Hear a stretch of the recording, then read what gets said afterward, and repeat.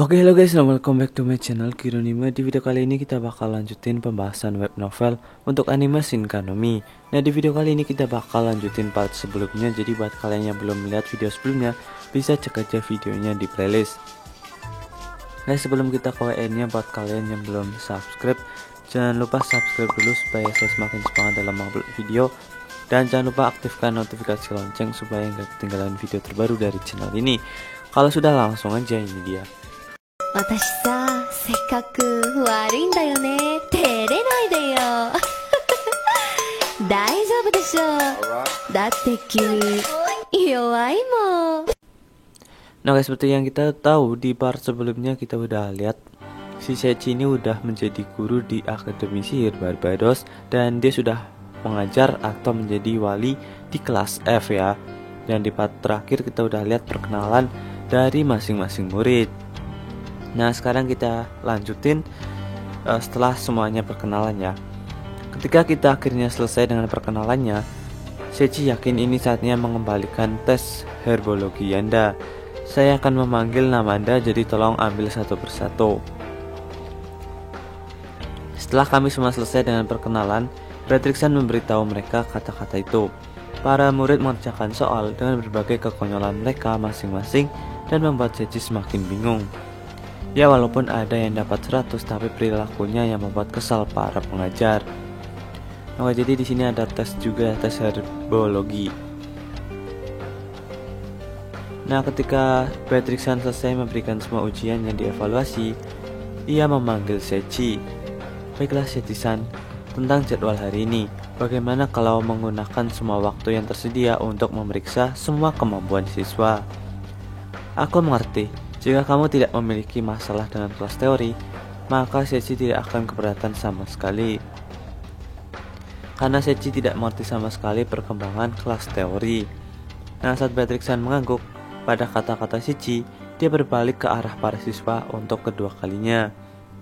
Baiklah semuanya, aku percaya bahwa kamu telah mendengar percakapan barusan. Untuk memperdalam ikatan dengan guru wali kelas baru Sechi-san, kita akan memiliki kelas praktis untuk semua di stadion ya. Alright, saya selamat bahwa saya tidak harus belajar. Mendengar kata-kata Fredrickson, Agnes berteriak kegirangan. Ya, saya mengerti bahwa belajar bukanlah hal terbaik di dunia. Oke, ketika semua orang menjawab, kelas F termasuk Saria semua menuju ke stadion. Al juga mengikuti setelah Saria. Patrick mengatakan bahwa hari ini semua kelas akan ditukar dengan kelas praktis. Hei, apakah Saria dan Rurune mungkin kenalannya? Saya ingin tahu tentang hubungan mereka dengan Sechi. Betul, bukan hanya aku, tapi juga Al dan Origa-chan, dan akhirnya Sechi juga. Dan jadi di sini murid-murid penasaran ya hubungan Sechi dengan Saria, Rurune, Origa, dan Al. Dan kemudian Saria merespon dengan senyum. Aku istrinya. Apa? Otomatis pada kaget ya. Kemudian di sini Rurune melanjutkan, aku juga pelayan tuan. What? Kemudian Al melanjutkan, saya pacar Sechi. Flora terus-menerus terkejut.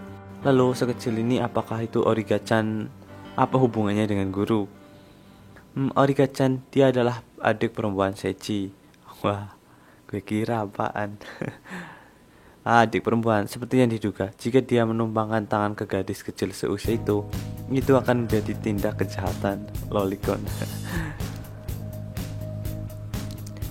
Ya, itu berarti dia memiliki kemampuan untuk setidaknya mengesankan dan merayu wanita.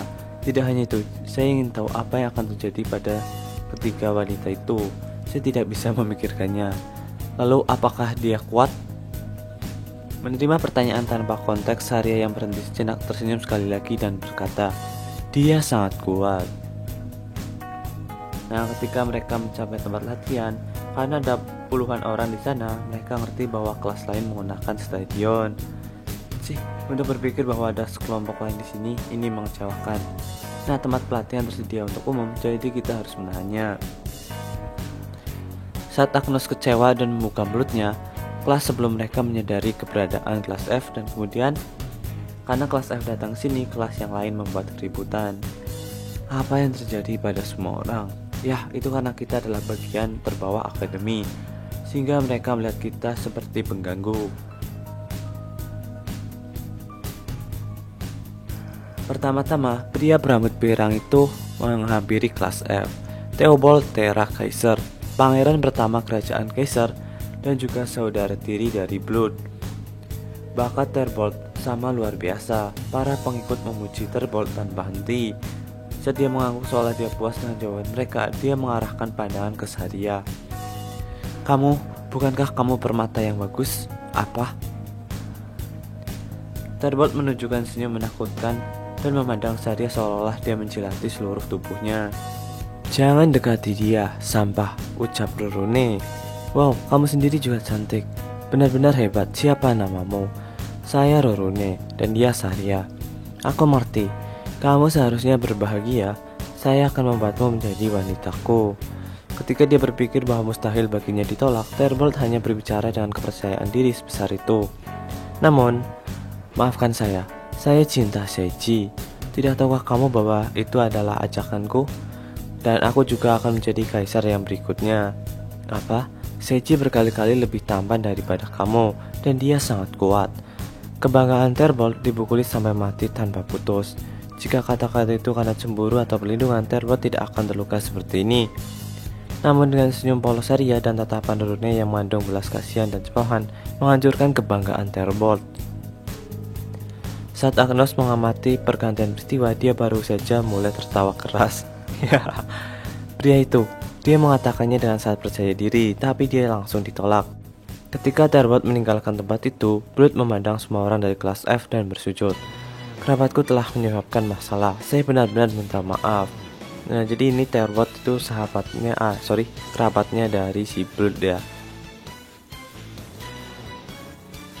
Nah, ketika kami mendekati anggota kelas F, pertama, Saria menyadari kehadiran Seiji dan tersenyum cerah sambil berjalan ke arah Seiji. Seiji, karena Saria dan Rorone sama seperti biasanya, Seiji sedikit rileks. Nah, Seiji kesini karena mendengar sedikit keributan ya. Dan kemudian ketika semua orang menyadari kehadiran Seiji, mereka mengarahkan pandangan mereka kepada Seiji. Nah, karena mereka sudah tahu hubungan Seiji dengan Saria dan lain-lain, dan Seiji berniat menjelaskan kesalahpahaman ini.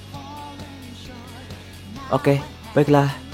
Sekarang bagaimana kalau kalian menunjukkan kemampuanmu kepadaku? Meskipun rasanya Seiji meremehkan mereka, tapi seperti yang direkomendasikan Beatrix-san, kami memutuskan untuk menggunakan seluruh waktu hari ini untuk mengevaluasi kekuatan seseorang. Orang pertama yang ingin melakukannya, Agnos dengan penuh semangat mengatakannya dan sebagai orang pertama yang ingin melakukannya. Tapi di sini ada yang menunjukkan suasana aneh sampai dia terganggu oleh Helen. Helen merebut pertunjukan pertama. Pertama-tama, mari kita putuskan beberapa aturan tentang senjata. Tidak apa-apa bagimu untuk menggunakan peralatan yang biasa kamu pakai. Bahkan jika itu mengenai Seiji, dengan pertahanannya seharusnya tidak ada masalah. Dan juga karena aku ingin tahu semua kemampuanmu, kamu bisa menggunakan sihir, namun Seiji tidak akan menggunakan sihir sama sekali. Nah, ketika Seiji berkata seperti itu, ekspresi Helen berubah. Bukannya Seiji meremehkannya, hanya saja jika Seiji menggunakan sihir itu bisa jadi berbahaya. Tunggu sebentar, mungkin jika Seiji menggunakan sihir, ia bisa melihat bagaimana mereka bereaksi terhadap sihir. Tapi sudah terlambat. Helen sudah memasang persiapan untuk tempur. Aku tidak akan peduli jika kamu menyesalinya, ucap Helen. Kemudian, Seiji buru-buru menggunakan skill Word A atau mata dunianya. Seperti Seiji saat mengajar sihir kepada Saria dan teman-teman, dengan keterampilan ini, Seiji bisa melihat apa yang dimiliki atribut dari masing-masing peserta. Dan kemudian, meskipun Helen tidak dapat menggunakan sihir sekarang, dia memang memiliki dua atribut sihir aktif, yaitu sihir atribut api dan sihir atribut bumi. Saat Seiji memikirkan itu, Helen mengambil dua pedang pendek mungkin dari kotak barang dan menempatkan dirinya dalam posisi bertarung. Gadis itu Helen, meskipun dia tidak bisa menggunakan sihir, di antara para siswa di akademi, dia adalah salah satu yang paling berbakat di sini. Tidak ada masalah sama sekali. Nah, juga bisakah saya meminta kamu menjadi wasit? Syarat menang adalah membuat lawan menyerah atau menjatuhkannya. Silakan. Karena Seiji tidak memberikan indikasi sedang marah, Beatrix-san masih khawatir tentang hal itu, tapi memutuskan untuk tetap diam dan tentang hal itu ya. Mengatakan itu, Helen memperpendek jarak antara mereka dan menggunakan pedang pendek tangan kanannya. Dia bermaksud menebas kepala Seiji. Namun bagi Seiji, momen singkat itu terasa sangat panjang. Seperti yang dikatakan Lois, jika seseorang hanya melakukan pertempuran tiruan dan berlatih, ketika seseorang akhirnya melakukan pertempuran yang sesungguhnya, mereka akan ragu dan tidak akan mampu membawa yang terbaik dan membahayakan diri mereka sendiri. Nah, tapi pada titik itu, Helen sepertinya tidak ragu sama sekali. Dan dia tentu berusaha membunuh Seiji. Jadi, di sini Seiji harus sedikit waspada. Melihat bahwa Seiji menghindari serangannya, Helen menunjukkan ekspresi terkejut, tetapi menggunakan momentumnya, dia melakukan tendangan penuh. Kali ini, Seiji menghindarinya dengan berjongkok.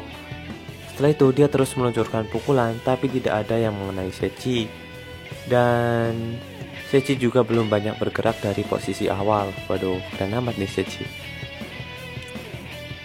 Seperti yang Seiji pikirkan, menggerakkan tubuh secara real time, menyadari bahwa pelatihan dengan Lois telah memberi Seiji beberapa hasil.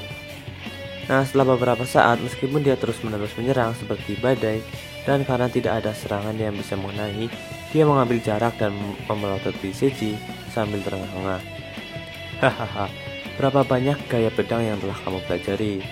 Satu-satunya yang biasa saya kenali adalah gerakan kaki khusus atau Herzat Ryuken.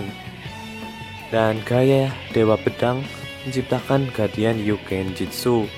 Ada banyak gerakan lain yang belum pernah Seiji lihat, dan ia telah mencapai level instruktur.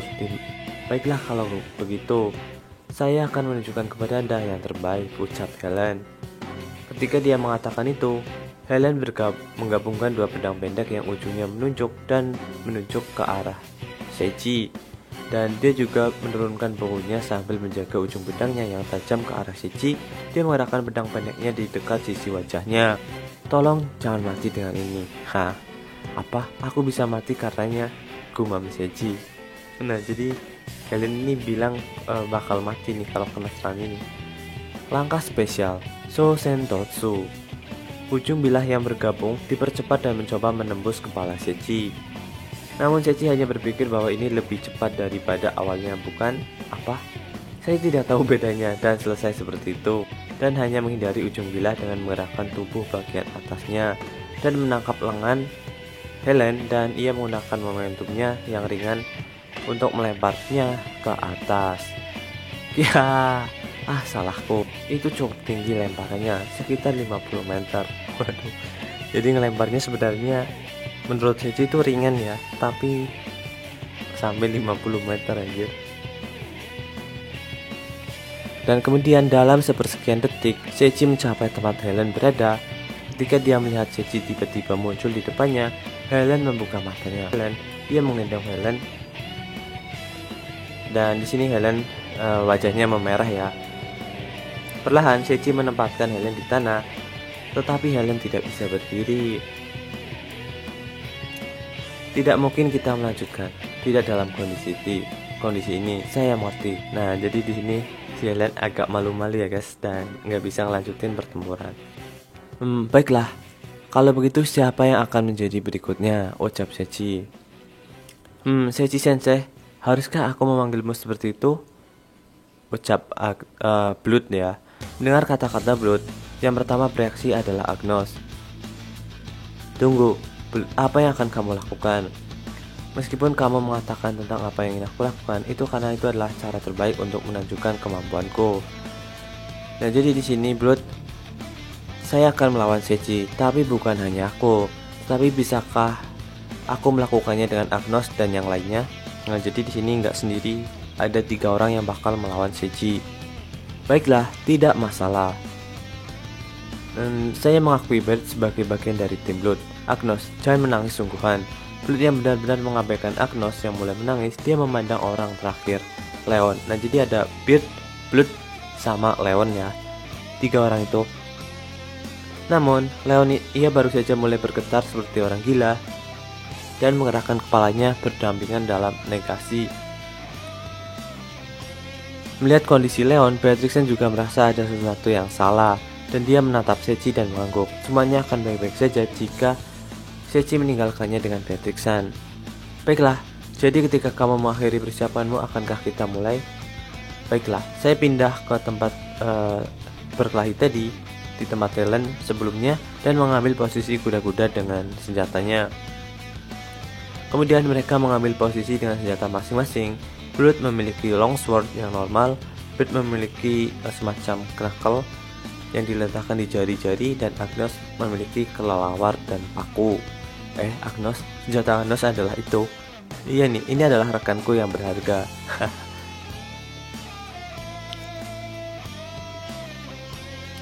Dan kemudian Blood dan teman-temannya memiliki bakat laten untuk sihir, tapi belum membangunkannya. Nah, jadi setelah Sechi mengaktifkan skill Word A pada Leon dan Blood, di sini Leon yang berbeda. Namun, Leon berbeda. Saat Sechi melihat keahliannya, Leon menunjukkan bahwa dia bisa menggunakan sihir. Bukan hanya itu, dia bisa menggunakan 5 atribut sihir sekaligus. Kenapa Leon ada di kelas F? Kenapa dia begitu takut dan meninggalkan kehidupan yang menyedihkan? Sechi tidak mengerti sama sekali. Saat Sechi meמיringkan kepalanya dengan heran, sepertinya Blood dan yang lainnya sudah selesai berbicara. Jadi mereka masing-masing membuat kuda-kuda dengan senjata mereka. Agnos mulai bergegas ke arah Sechi. Saat dia mengayunkan tongkatnya yang dipaku dengan cara yang berlebihan, dia mengayunkan tongkat itu ke kepala Sechi. Agnos sama dengan Helen dan tidak ragu sama sekali. Sechi menghindari langkah itu dengan banyak ruang, dan ketika Sechi menghindari serangan itu, Agnos menggunakan kelelawar sebagai porosnya dan menggunakan sebagai pendukung. Dia melakukan tendangan di sekeliling. Sechi tidak berpikir bahwa dia akan menggunakan gerakan akrobatik seperti itu, jadi Sechi sedikit terpana.